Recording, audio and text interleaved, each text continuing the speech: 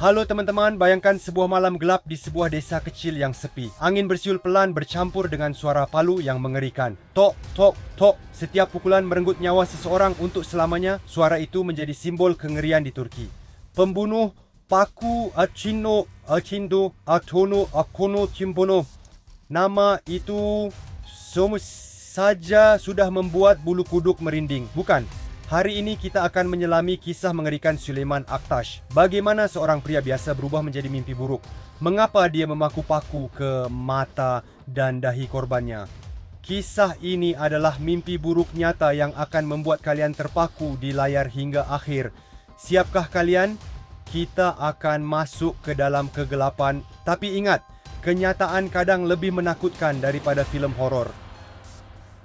Desa Çambaşı di Denizli, Turki, sebuah sudut damai dengan bukit hijau di mana tetangga saling menyapa selamat pagi dan tawa anak-anak menggema. Di awal tahun 1990-an, tempat ini seperti surga kecil. Tapi suatu hari, kedamaian itu sirna. Penduduk desa berbisik, Süleyman kembali. Süleyman Aktaş, ayah dua anak pekerja listrik biasa. Seorang pria keluarga, bukan? Tapi saat dia kembali, udara di desa berubah. Malam menjadi lebih gelap, pintu-pintu terkunci, dan orang-orang tua mulai takut tidur sendirian. Mengapa? Karena ada kegelapan di mata Süleyman. Sebuah rahasia, sebuah dorongan. Dan dorongan itu segera akan berlumur darah. Penduduk merasakannya, bahaya semakin dekat. Tapi siapa yang percaya bahwa di dalam pria ini bersemayam monster? Semuanya bermula pada tahun 1984 di sebuah tiang listrik. Süleyman sedang bekerja ketika tersengat aliran listrik bertegangan tinggi 31.500 volt. Tubuhnya terbakar dan otaknya. Saat itu sebuah percikan muncul, tapi percikan ini bukan penerang, melainkan api gelap. Ketika keluar dari rumah sakit, Süleyman bukan lagi pria yang sama. Matanya kosong, tangannya gemetar dan dia mendengar suara aneh di kepalanya. Paku, paku memanggilku. Gumumaniku, gumamnya di malam hari. Penduduk desa mulai memperhatikan. Süleyman berubah, berjalan sendirian, tatapan aneh.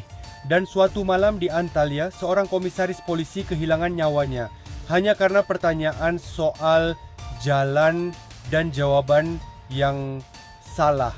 Bang, suara tembakan. Tapi ini hanya permulaan. Süleyman ditangkap, tapi karena gangguan jiwa, dia dikirim ke rumah sakit jiwa di Manisa. Di sana, di antara pasien berbahaya, pikiran Süleyman semakin kelam. Dia melarikan diri kembali ke desa dan mimpi buruk pun dimulai lagi.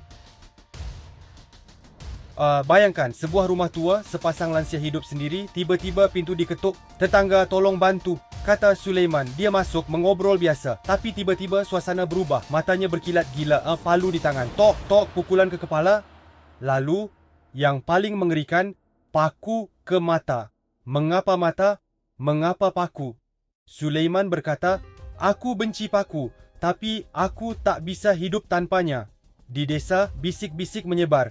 Dia utusan setan. Sepasang lansia lain, Ayşe dan Ismail Güneş, berusia 65 dan 66 tahun, ditemukan dengan tenggorokan tersayat, paku tertancap di mata dan dahi mereka. Bau darah, jeritan, penduduk desa ketakutan. Siapa berikutnya? Malam-malam berjaga, pintu terkunci, Süleyman berkeliaran di bayang-bayang. Siapa korbannya berikutnya? Mengapa dia memilih lansia? Pikirannya seperti labirin. Apakah kecelakaan listrik penyebabnya atau dia memang monster sejak lahir? Sekarang kita sampai pada bagian paling mengerikan. Musim panas 1994. Malam yang panas, udara di Çambaşı terasa berat. Rukiye dan Ramazan Kocatepe berusia 77 dan 78 tahun sedang santai di rumah. Tiba-tiba, Süleyman di pintu. Boleh minum air, katanya. Dia masuk, mengobrol. Tapi tiba-tiba, ledakan kekerasan. Tenggorokan disayat, palu diayunkan. Mata dan dahi ditancapi paku. 4 paku untuk setiap korban. Ritual berdarah. Pagi harinya, penduduk menemukan mayat. Mata seperti terkoyak, paku tertancap. Gelombang ketakutan menyebar. Kejamnya seperti apa ini? Tanya semua orang. Süleyman kabur, tapi meninggalkan jejak. sidik jari di lampu minyak.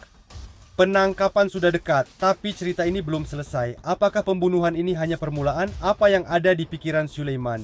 Ini tugasku, katanya dalam pengakuan. Tugas? Tugas dari siapa? Tetap tonton karena kenyataan jauh lebih mengerikan. Sulaiman bersembunyi setelah pembunuhan. Penduduk desa panik, rumah-rumah ditinggalkan, polisi militer mencari kemana-mana. Akhirnya sebuah petunjuk lampu minyak di rumah Suat Koca Tepe. Sidik jari ditemukan, Sulaiman ditangkap. Saat dibawa ke kantor polisi, dia tenang. Terlalu tenang. Ya, aku yang melakukannya, katanya. Tapi mengapa? Pengakuannya mengejutkan. Paku-paku itu menggangguku. Aku harus memakukannya untuk bebas. Sejak kecelakaan listrik, dia terobsesi dengan angka 9. Jika aku memaku 9 paku, aku akan sembuh, katanya. Tapi 4 korban, 4 pasang paku, kurang. Psikiater masuk. Skizofrenia paranoid. Tak bisa disembuhkan. Pengadilan memutuskan dia masuk rumah sakit jiwa. Tapi Sulaiman kabur lagi. Dari rumah sakit menuju desa. Penduduk ketakutan. Dia kembali, polisi menangkapnya di jalan, sopir bus yang curiga. Tapi pelarian ini menggandakan ketakutan. Mengapa Sulaiman tak menyerah? Apakah monster di dalam dirinya masih bangun? Proses pengadilan mengguncang Turki. Tahun 1994, Pengadilan Tinggi Denizli memproses Sulaiman. Jaksa menyebutnya pembunuh berantai. Setidaknya 3 pembunuhan dengan tanda yang sama, paku. Pengacara membela dengan alasan gangguan jiwa. Para ahli melaporkan skizofrenia paranoid, tak memiliki kapasitas hukum. Tapi masyarakat marah bagaimana dia tidak dihukum.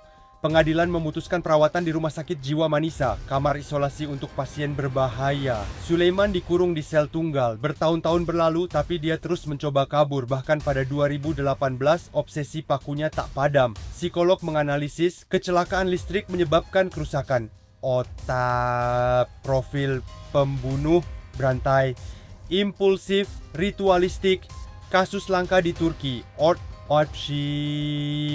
orang mengira pembunuh berantai hanya ada di film, tapi Sulaiman membuktikan sebaliknya. Masyarakat mulai membahas keselamatan kerja dan masalah kesehatan mental. Tapi, pertanyaan utama, bisakah dia disembuhkan? Sekarang, bagian terpenting. Nasib desa Cambaşı. Pembunuhan Sulaiman mengubah desa itu selamanya.